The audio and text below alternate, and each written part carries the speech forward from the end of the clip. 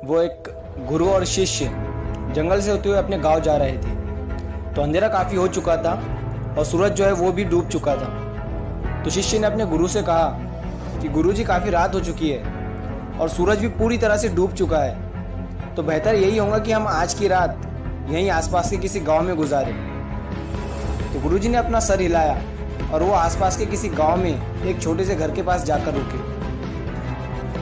अब जैसे ही वहां गए तो गुरुजी के शिष्य ने दरवाज़ा ठकठकाया।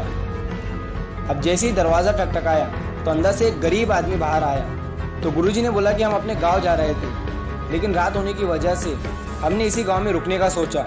क्या हम आज रात आपके यहाँ रुक सकते हैं? ये सुनने के बाद उस गरीब आदमी ने गुरुजी और उनके शिष्य को अंदर बुलाया।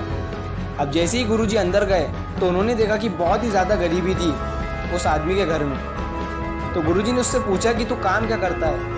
उसने बोला कि मेरे पास बहुत सारी ज़मीन है। तो गुरुजी ने बोला कि अगर तेरे पास इतनी सारी ज़मीन है तो फिर तू इस तरह क्यों रह रहा है? तो उस गरीब आदमी ने बोला कि मेरे पास जो ज़मीन है वो किसी काम की नहीं है। गांव वाले कहते हैं कि वो बंजर ज़मीन है, वहाँ फसल नहीं उगाई जा सकती और वहाँ फसल उगाना बहुत बड़ी बेवकूफ़ी है।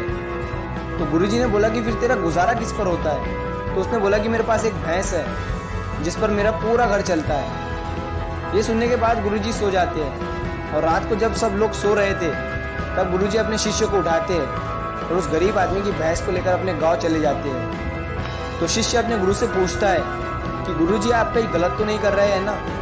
उस गरीब आदमी की रोजी रोटी इसी भैंस की वजह से चलती है। तो गुरुजी अपने शिष्य की तरफ देखते हैं और मुस्कुराते हुए आगे बढ़ जाते हैं। उस बात को तकरीबन 10 साल गुजर जाते हैं और जो गुरु का शिष्य था वो अब बहुत बड़ा गुरु बन चुका था। तो उसे उस गरीब आदमी की याद आती है कि मेरे गुरु ने उस आदमी के साथ अच्छा नहीं किया था, मुझे एक बार चलकर देखना चाहिए कि अब वो आदमी किस परिस्थिति में है। तो वो शिष्य उस गांव की तरफ जाता है और वहाँ जैसे ही पहुँचता है तो वो देखता है कि जिस जगह पर उस गरीब आदमी का झोपड़ा था वहाँ पर अब एक बड़ा ही आलीशान महल बन चुका था और उस झोपड़ी के बाहर जो बंजर ज़मीन थी उस पर फल और फूलों के बगीचे थे। तो तभी उतने में उधर से उस घर का मालिक आता है। शिष्य उसे देखकर पहचान लेता है और उस आदमी को बोलता है कि तुमने मुझे पहचाना?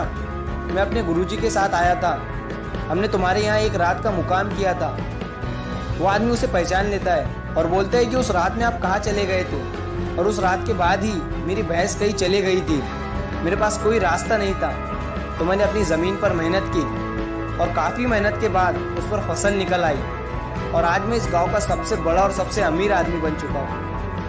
ये सुनने के बाद शिष्य की आंखों में अपने गुरुजी के लिए आंसू आ गए और उसे ये बात अब समझ में आई और वो रोने लगा। इस कहानी से हमें ये सीख मिलती है कि हमारे पास भी बहुत कुछ है यार, हमारे अंदर भी बहुत कुछ है, लेकिन हमें किसी न किसी चीज़ ने रुका कर रखा है। वो आपके फैमिली वाले भी हो सकते हैं, आपकी जॉब भी हो सकती है या कुछ और भी हो सकता है। देखिए कहीं आपके पास भी तो भैंस के जैसी कोई दूसरी चीज़ तो नहीं है जिसने आपको आगे बढ़ने से रुका कर रखा है।